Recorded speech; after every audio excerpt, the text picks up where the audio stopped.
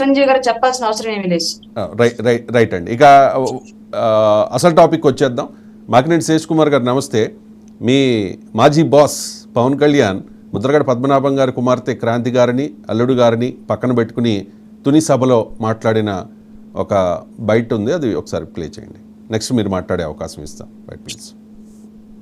అమ్మాయి శ్రీమతి కాంతి గారు, వారి అల్లుడు శ్రీ చందు గారు నాకు ఒకటే చెప్పారు ఈ రోజున. నాకు నిజంగా అమ్మ, నేను మీ ఇంత తుని ప్రత్యేకించి అల్లూరి సీతారామరాజు పాదాల సాక్షిగా చెప్తున్నా, నాకు వారికి ఒక కుమార్తె ఉన్నంతని కూడా అసలు విషయం నాకు తెలియదు. కాంతి గారు ఉన్నారు అని నాకు విషయం కూడా తెలియదు. నాకు నేను మనస్ఫూర్తిగా చెప్తున్నాను, నాన్నగారిని ఒక మాట అనాలని కానీ ఆయన వైసీపీకి వెళ్ళినా నాకేం ఇబ్బంది లేదు, గౌరవిస్తాను పెద్దల్ని. ఈ రోజున తుని సభ సాక్షిగా చెప్తున్నాను, కాంతి గారు జాయిన్ అవుతానంటే నేను ఒకటే మాట చెప్తున్నా, నేను తండ్రికి కుటుంబానికి కూతురికి వేరు చేసే వ్యక్తిని కాదు.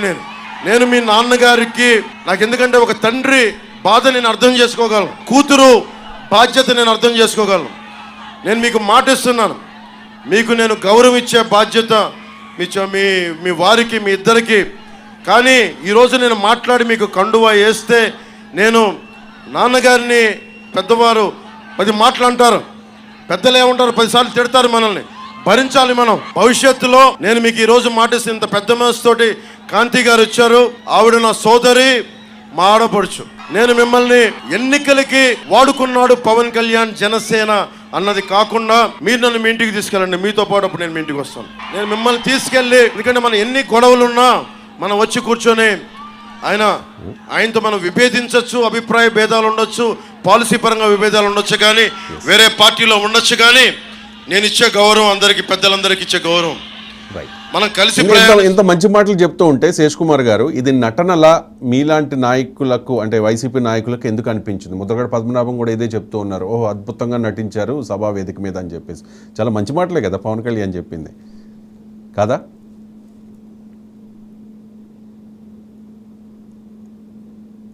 చాలా బాగున్నాయండి, చాలా బాగా మాట్లాడారు ఆయన. అదే ముద్రగడ పద్మనాభం గారిని ఒకప్పుడు చంద్రబాబు నాయుడు గారు పోలీసులతో నానా రకాలుగా ఆయన హింస పెట్టినప్పుడు, వాళ్ళ మిస్సెస్ అయిన ఆమెని బూతు పదజాలంతో పోలీసులకు తిట్టినప్పుడు, అలాగే వాళ్ళ అబ్బాయిని కొట్టుకుంటా తీసుకెళ్ళినప్పుడు, అప్పుడు కనీసం మరి కాపు నాయకుడుగా ఒక ముద్రగడ పద్మనాభం గారు కాపు నాయకుడు అని కాదు, ఒక గౌరవమైన వ్యక్తిగా మరి ఆయన ప్రజలకు ఎంతో చేశారు అన్నది ప్రజలు చెప్తారు, ప్రజల అభిమానం చెప్తుంది.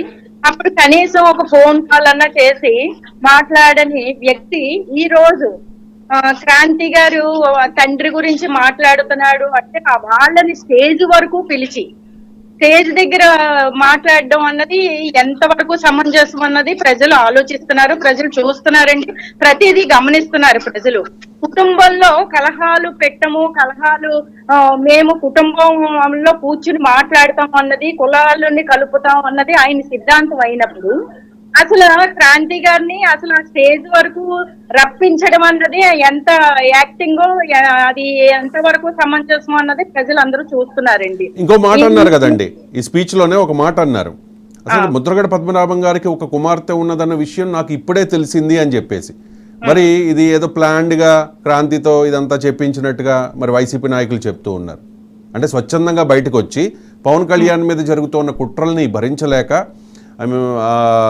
పవన్ కళ్యాణ్ ఓడించడానికి జరుగుతున్న ఈ వ్యవహారాలని సహించలేక ఒక మెసేజ్ ఇచ్చారట. అంతేగాని జనసేన నాయకులు ఎవరో కూడా అప్రోచ్ అయ్యి, మీరు మీ తండ్రి గారి గురించి ఇలా చెప్పండి, పవన్ కళ్యాణ్ గారికి సపోర్ట్ చేయండి అని చెప్పి ఎవరు చెప్పలేదు అనేది పవన్ కళ్యాణ్ కూడా ఆయన మాటల్లో అర్థమవుతోంది. అండ్ జనసేన నాయకులు కూడా ఇదే చెప్తూ ఉన్నారు. 6 సంవత్సరాలు జనసేనకి సేవ చేసి ఆ పార్టీలోంచి పులిహార్లో కరియర్గా విసిరివేయబడ్డది మాకినేని శేష్ కుమార్ అండి. జనసేన పార్టీలో ఏ విధంగా ఉంటది, వాళ్ళ సిద్ధాంతాలు ఏంటి, వాళ్ళ ఆశయాలు ఏంటి, పవన్ కళ్యాణ్ గారి వరకు ఎవరు వెళ్తారు ఎవరు వెళ్ళరు అంతా ఒక స్ట్రక్చర్ ఉంటదండి. ఇదంతా ఒక ప్లాన్డ్ గా అక్కడికి తీసుకురావడం తప్ప ప్లాన్డ్ నాకేమీ తెలియదని పవన్ కళ్యాణ్ గారు అనడం అందులో ఇంకా ఆయన మనసాక్షికే తెలియాలి నిజమా కాదా అని చెప్పి. ఇది వరకు కూడా ఎప్పుడూ కూడా అంటే చంద్రబాబు నాయుడు గారికి సపోర్ట్ చేయడంలో ఆ, పెద్ద హస్తం తీసుకుని పవన్ కళ్యాణ్ గారు ఇవన్నీ కూడా అసలు ఈ ముద్రగడ గారి మీద అవమానాలు ఇవన్నీ జరిగినప్పుడు ఇవన్నీ ఏది తెలియదు అని ఆయనకు అనుకోవడం అన్నది సమంజసం కాదు. ఈ వయసులో ముద్రగడ గారికి అంత క్షోభ పెట్టడం అంటే కూతుర్ని కనీసం తల్లిదండ్రులని ఈదులో పెడుతున్నాను అన్న భావం కూడా లేకుండా క్రాంతి గారు అక్కడ వరకు వచ్చారు అంటే ఆమె మీద ఎంత ఒత్తిడి ఉందో అన్నది మేమందరం ఆలోచిస్తున్నాం అండి. ఎందుకంటే తల్లిదండ్రుల్ని కాదని ఏ బిడ్డ బయటికి రాదు, కానీ ఆమె మీద ఖచ్చితంగా ఒత్తిడి ఉన్నది అన్నది అర్థం అవుతుంది. రైట్. రాయబాడి గారు మీరు సమాధానం